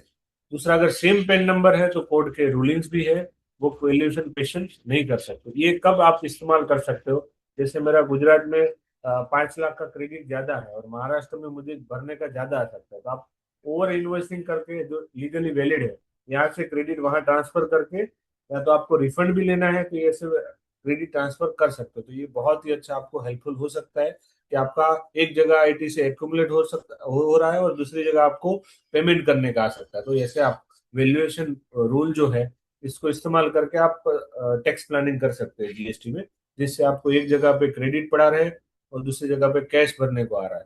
तो आपका काफी सारा बिजनेस का जो पैसा है वो यूटिलाइज कर सकते हो और आपका जो कैश है वो ब्लॉक नहीं होगा। फिर इंटरनल ऑडिट का तो हमने बता दिया। फिर जो 9 हैबिट्स है, जो मैं चेक करूंगा कि आपको ये डालनी चाहिए हैबिट, जिससे आपका बिजनेस जो है वो लिटिगेशन फ्री रहेगा। पहला है your own mobile number, email ID, जो मैंने बताया। फिर वेरीफाई और GST, verify vendor GST status before every purchase. फिर e invoice, e way bill, HSN, ये तीन का एक्यूरेसी होना चाहिए। 1 3 बी टाइम पे फाइल करना है। 2 बी मंथली रिकनसाइल करना है विदाउट फेल। फिर आपको डॉक्यूमेंट जो है मिनिमम 6 साल रिटेन करने हैं। Never ignore a department notice, ये मैं आपको बारी बारी कहूंगा कि कोई भी नोटिस आया, ऑर्डर आया, आपको उसको इग्नोर नहीं करना है। रीड बिफोर यू साइन, कोई भी चीज जीएसटी में आप साइन करते हो उससे पहले उसको पढ़ना बहुत इंपॉर्टेंट है। Always ask for a copy, कहीं भी आपने स्टेटमेंट दिया तो उसका कॉपी आपको, आपका राइट है तो लेने का। फिर document everything always by RPD when it counts. कई बार क्या होता है, हम रिप्लाई होता है ना, रिप्लाई ऐसे ही डिपार्टमेंट में लूज पेपर्स में सबमिट कर देते हैं, ओसीसीसी नहीं करते। तो आपको अगर फिजिकली आप जाते हो उसको, तो ओसीसीसी में उसके पास एक स्टैम्प मरवा के लीजिए। दूसरे, अगर आप फिजिकली नहीं जाते हो तो स्पीड पोस्ट मत कीजिए, आरपीडी कीजिए, क्योंकि आपको उसमें एक्नोलॉजमेंट मिल जाएगा। तो ये रिक्वेस्ट है सबसे कि छोटा छोटा चीजें आपको बहुत बड़ी गलतियों से बचा सकते हैं। Compliance is a habit, not a one time event. आपका हैबिट होना चाहिए। Build the small habits in this day, your monthly routine, they are your strongest defence against GST notice and litigation. ये मैं इसके लिए बोल रहा हूँ क्योंकि मेरे अपना जो 15 इयर्स का कैरियर है उसमें मैंने service tax, sales tax, GST में नोटिस देखे हैं। उसमें 90% जो नोटिस है, अगर टाइमली हमने मंथली उसको अगर अपना हैबिट चेंज किया होता, रिकनसाइल किया होता, या तो उसका नोटिस का जवाब बराबर से दिया होता शो कोस के टाइम पे, या उसका अपील टाइम पे किया होता, तो लिटिगेशन भी बच सकता था और काफी सारा पैसा भी बच सकता था। बट जस्ट बिकॉज कि हमने टाइमली उसको रिप्लाई नहीं दिया, टाइमली हमने हैबिचुअल नहीं किया, तो 90% चीजों में हम इंटरेस्ट और पेनल्टी। और दूसरा, जीएसटी में क्या है कि 5 साल के बाद आपके पास कुछ आया तो 18% इंटरेस्ट रहता है, जस्ट सॉरी 18% इंटरेस्ट रहता है। 18 5 90 या 100% आपका, मतलब 5 साल के बाद तो जितना टैक्स था उतना तो पेनल्टी है। आपका मार्जिन होता है 2% 3% और टैक्स होता है 18%। तो आपका सर्वाइवल ही डिफिकल्ट हो जाता है। तो जब भी आप ये सब चीजें करो तो आप देख के करो। दूसरा, मैंने जो एचएसएन वाला बोला था, आपका 5 और 18 है तो आपका 13% डिफरेंस है, 5% और 18% टैक्स में। जबकि आपका मार्जिन 2% है, तो आप सर्वाइव ही नहीं कर पाओगे। तो ये भी आपको खास ध्यान रखना है। और जहां पे भी आपको लगे ये सब इश्यूज आ सकते हैं, तो you go for LLP and private limited, don't take a risk in proprietorship and partnership. Thank you. I think अभी विद दिस विल एंड। अगर आपको कुछ ऐसा लगता है, मैं आपको want to share something, question answer session के लिए हम जाए। Yes, sir. Yes, sir. हाँ, Thank you for your yes. insightful and engaging presentation.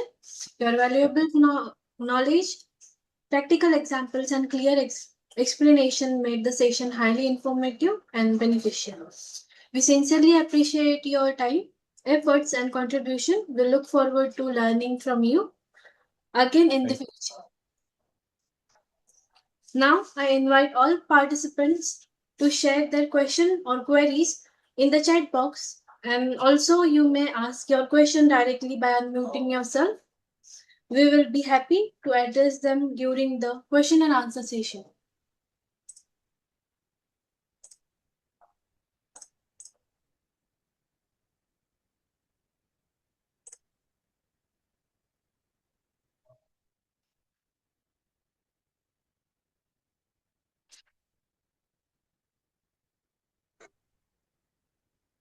Yeah, good afternoon, Ishwarji. Very good afternoon. Actually, I would like to know that like we are doing a business with the certification and inspection activities. We are providing a lot of services. And as per company policy, we have a provision of providing invoices post our activity. Post our activity means like after certification and after conducting the inspection. Okay. Then the invoice is submitted. Invoice is submitted and then GST is paid. But somehow post getting the inspection or certificate, the client stop responding and they don't pay. Is there any provision in GST where, like I heard something, want to reconfirm that through GST, we can give them notice from the GST portal itself, because they are sometime MSME also. Will it help or will it harm our organization even? वो थोड़ा बहुत तो वो help करेगा आपको। कई बार bank में loan लेने वो लोग जाते हैं ना, तो भी उनको ये सब आता है, क्योंकि कम्युनिकेशन बिटवीन टैक्स पेयर करके एक पोर्टल में ऑप्शन है। उसमें अगर आपने देखा तो उनको अगर वो ट्रबल सम हो सकता है तो वो आप यूज कर सकते हो, पर इतना इफेक्टिव होगा ये कहना मुश्किल है। कई बार हो जाता है, कई बार नहीं होता है। आप कम्युनिकेशन बिटवीन टैक्स पेयर में डालते हो तो रिकॉर्ड ऑफिशियल हो जाता है, और आपने जब भी वो सामने वाला जाता है कभी लोन लेने के लिए, तो तब उसको ट्रबल आता है तो वो आपको पैसा देता है। कई बार ऐसा होता है। दूसरा चीज आप ये कर सकते हो कि उसको डेबिट नोट क्रेडिट नोट दे सकते हो, जिससे आपका जो जीएसटी है वो आपको भरने का नहीं आएगा, अगर वो सर्विस लेके आपको पैसा नहीं दे रहा है। Okay. Because there's a lot of issues happening, and after so much of follow-up, we are not able to do the collection. Debit note, credit note, you can raise. And second is you can do the option of, you can also take help of this. The other guys who is taking the certification service is GST registered or what? They are registered GST. Okay, then you can use one more thing. You can complain on MSME portal, MSME Achha. Samadhan. That Okay. works. Achha, that works. Okay. Yes, MSME, you can register your company in MSME portal, Udyam, and then you can use the MSME Samadhan. And for that, for putting complaint on MSME, like, do we need to give the purchase order, invoices, and the inspection activities all Yes, records you and should have proper documentation. If you want to take them to the task, you need to have proper documentation. You should have, a contract. Okay. This will help. Right. Thank you. In court, you will, oral arguments are not accepted. That's exactly. Thank you. You can draft the contract accordingly, and you can take a check also. Okay. That will also help. If Negotiable you instrument, you can register a case. Yeah. Thank you. Yeah, thank you. Okay, The sir. second is, Yes. if Second question GS is in the chat box. Yes. If GST number is taken or issued by mistake and it is cancelled after 3 months, is there any liability after cancellation of GST? No, अगर आपने GST number आपका जो था by mistake ले लिया है और आपने कैंसिल करा दिया, नील रिटर्न फाइल करना है आपको। और इस चीज में मैं देखूंगा, अभी मेरे पास एक आया था कि उन्होंने ऐसा नंबर कैंसिल करा दिया, बराबर हो गया, लाइबिलिटी नहीं थी, पर एक फॉर्म आता है जीएसटी और टेन, फाइनल रिटर्न लोग नहीं भरते, बोले आगे जाके किसको पता। पर आप ये पैन नंबर कोई फॉर्म में भी आप अगर पार्टनर बनते हो या आप दूसरी बार नंबर लेने भी जाते हो ना, तो उस टाइम पे आपका चेक होता है, तो जीएसटी या टेन जो आता है फाइनल रिटर्न, वो भरना बहुत जरूरी है। Yes. Sir, I have a question, sir. Sir, sometimes you have an instrument and it has bounced also. But other than that, also the legal proceedings are very long because वो time bar का problem और फिर कितने time में आपने उसको register किया। Negotiable instrument act it acts fast. Other बाकी सब लोगों से ज्यादा नेगोशिएबल इंस्ट्रूमेंट थोड़ा जल्दी काम करता है। अगर आप सिविल सूट करते हो तो टाइम लेता है ज्यादा। नेगोशिएबल इंस्ट्रूमेंट में अगर आपने चेक लेके रखा है और वो बाउंस हुआ तो दैट वर्क्स। ओके, ठीक है, थैंक यू सर।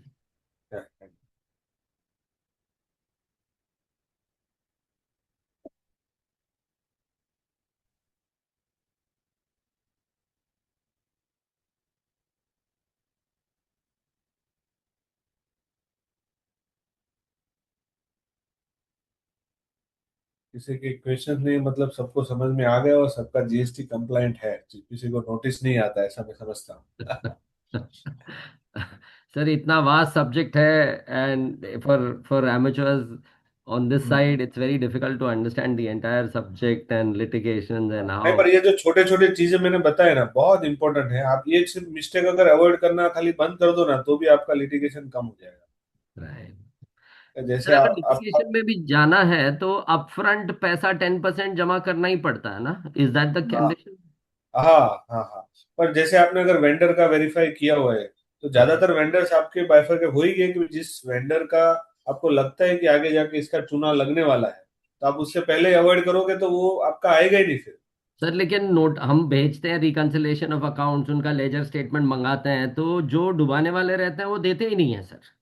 मतलब they are planned, they will never reconcile their accounts और give their statement of accounts to you, because they have a malafide intention कि इसको पैसा नहीं देना है। तो वो कुछ भी कंफर्मेशन नहीं करते, आप मेल पे मेल डालते जाओ, रिमाइंडर्स डालते जाओ, लेजर कंफर्मेशन मांगते जाओ, they don't give it sir. हाँ, हाउ पर डज वो अगर सीएससी? आपका कॉन्ट्रैक्ट सही है ना, और हाँ। दूसरा अगर वेंडर वेरिफिकेशन सही है, 5 साल का, पिछले 5 साल का उसका जो रिटर्न फाइलिंग है उसका प्रोसेस, तो साइकोलॉजिकल आप देख लोगे ना, अगर वो रेडी है ना तो आदमी रेडी होगा। आप समझ लो पिछले 5 साल में उसने जीएसटी या 3B और 1 टाइम पे फाइल किया ना, तो 99% चांसेस उसका पैसा आपको नहीं डूबेगा। और 5 साल में अगर वो डिले फाइल कर रहा है ना, तो समझ लो इसमें आज नहीं तो कल जाने ही वाला है। क्योंकि वो साइकोलॉजी है, एक जगह आपका सबकॉन्शियस माइंड होता है ना, एक जगह आपको वो करेगा ना, तो हर जगह उसका आदत ही हो जाता है। जैसे आपको डिले अगर किसी को पेमेंट करने की आदत है ना, तो आज का आपका 99% देखना 1 3 भी टाइम पे होगा ही नहीं। सर वो एक और, देखिए। हाँ एक और इशू सर हम जेन्युइनली फेस करते हैं पीएसयूज के साथ। अब हाँ पीएसयूज में क्या है, रिटेंशन मनी होता है, वो लंबा खींचते चला जाता है। फिर सालों साल, मतलब 2019 के केसेस भी हमारे अभी तक खुले हैं कि उनको हम लिखते जाते हैं, जो कंसर्न ऑफिशियल होता है वो 3 साल में ट्रांसफर हो जाता है, दूसरा आ जाता है। फिर जब दूसरा ऑफिशियल आता है वो बोलता है ये मेरे प्रीडिसेसर का है, आप उसको मेल करो। वो उल्टा लिखता है कि I am not the concerning authority, now I have been transferred, it's with another. तो ये जो रिकंसिलिएशन या जो पीछे का जो पैसा है वो उसको उसको जमाने का। पीएसयू का मैं बताता हूँ। हाँ। पीएसयू में है, आप है ना एमएसएमई समाधान पोर्टल पे डालो, ओके। कि उसको बोलो कि आप एमएसएमई पोर्टल बनाए हो, आपका ही गवर्नमेंट है, तो आपका ही पैसा हमको नहीं मिल रहा है तो दूसरों को कैसे मिलेगा, पोर्टल पे डालो उसको। दूसरा है PMO, right to PMO, online आप देखेंगे राइट टू पीएमओ, उसमें भी इसको डालो। 2 जगह डालोगे ना तो ऑफिसर आपके पास आएगा। जीएसटी में कई वो बार मेरा होता है। वो मैं समझता हूँ सर, लेकिन कुछ ऐसा छोटा झटका नहीं है? अब ये दोनों लेवल पे लिखना मतलब अगला टेंडर को जियो पार्टी में डालना है। हाँ आगे सर देखो धंधा भी करना है, अभी धंधा भी उसी के साथ करना है। तो कुछ ऐसा माइल्ड है क्या जो हम एक्सरसाइज करें और अगले को बुरा भी ना लगे? ऐसा कुछ मतलब कोई ऐसा गुट्टी है क्या जो पिला सकते हैं? वो बिकॉज हम प्यार तो से। हर इनवॉइस में आजकल लिख दिया। मतलब आज सर 99% वेंडर्स ने अपने इनवॉइस में नीचे एमएसएमई का वो तड़का लगा के लिख दिया कि 45 डे है, आपको देना है, नहीं तो ये होगा वो होगा।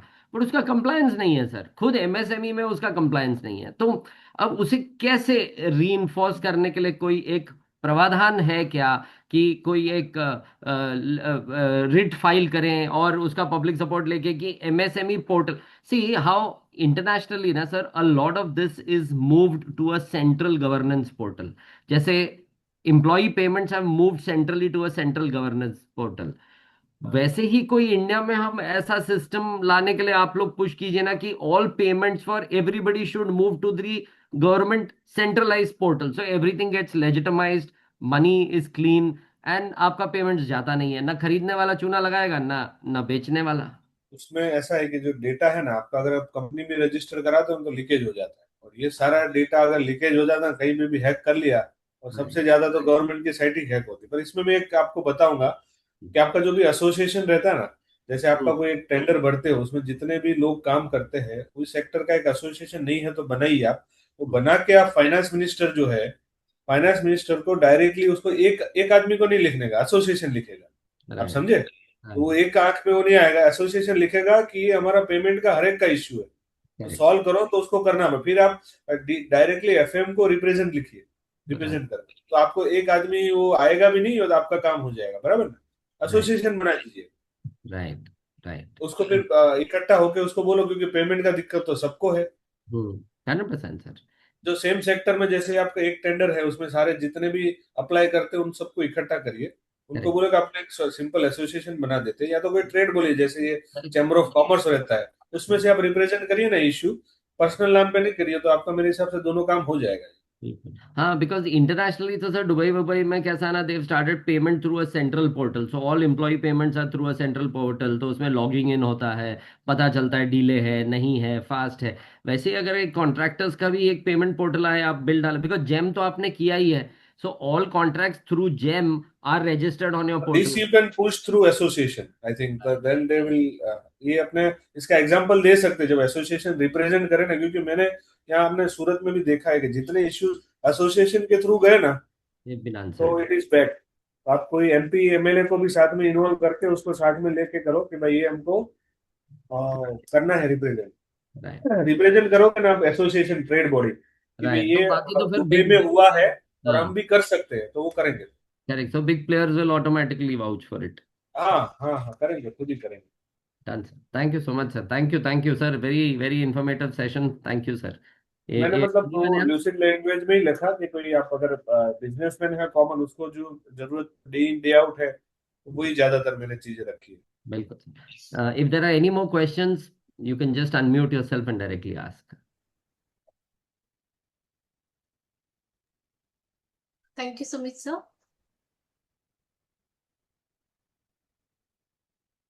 I think everyone has got everything. As I'm seeing here, there is no another question. Yeah. So thank you so much, Ishwar sir. I'm moving forward. Ji.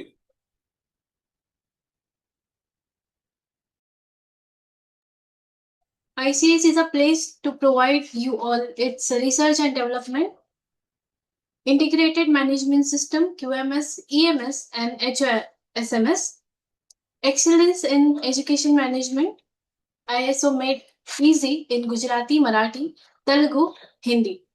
Our recent publication is Urja Thermal, Oil and Gas, Nuclear, Jung Se Jung Tak, Fight with Rush, Corrosion Causes and its Mitigation.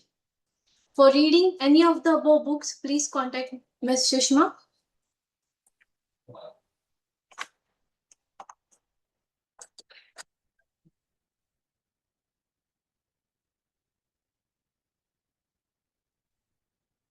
Please register on www.sadgunsang.org.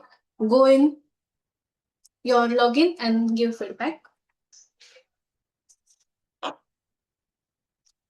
We officially closing today's Sadgun Sang. Thank you for being a part of Sadgun Sang. Have a great day all. Thank you.